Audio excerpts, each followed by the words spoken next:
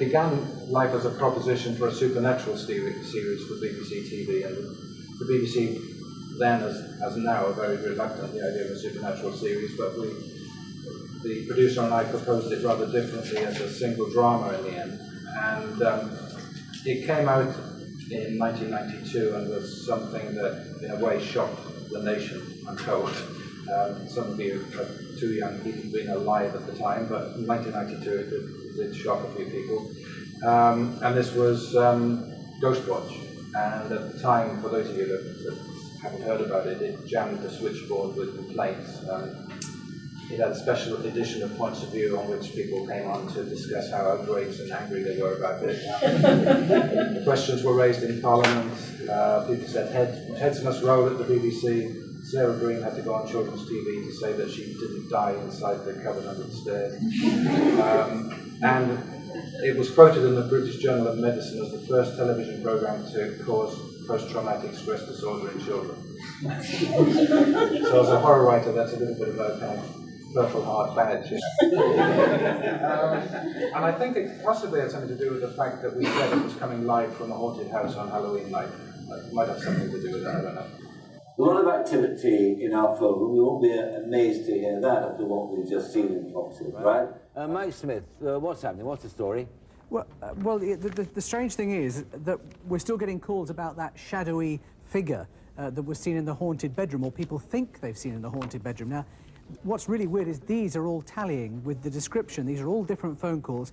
They're generally all saying that it's an old man or a woman, bald with a skull-like head, dark eyes, or some are just saying holes for eyes, and wearing a black robe or a dress which is buttoned up to the neck.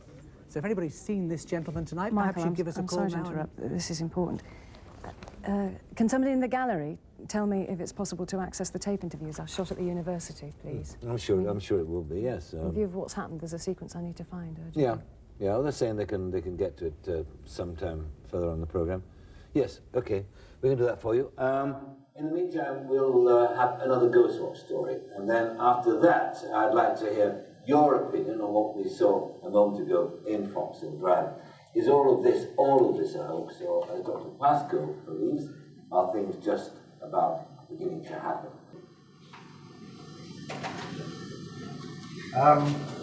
By the way, it tickles me when he says, is this a hoax? Is all of this a hoax? You know, it was just a nice thing to put into his lips, because of course it is all a hoax, but I was kind of telling the audience but not telling them. So my next piece of advice is amuse yourself if nobody else. On making Ghostwatch, I had a really good relationship with the director, Leslie Manning.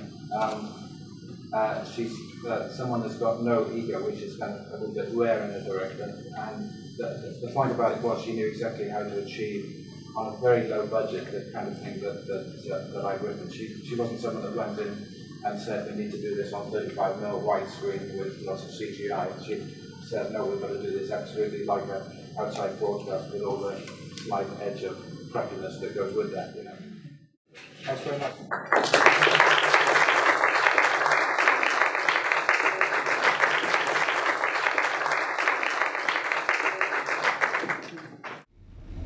Hi, my name's Stephen Volk, the writer of Ghostwatch. Welcome to the website for Ghostwatch Behind the Curtains.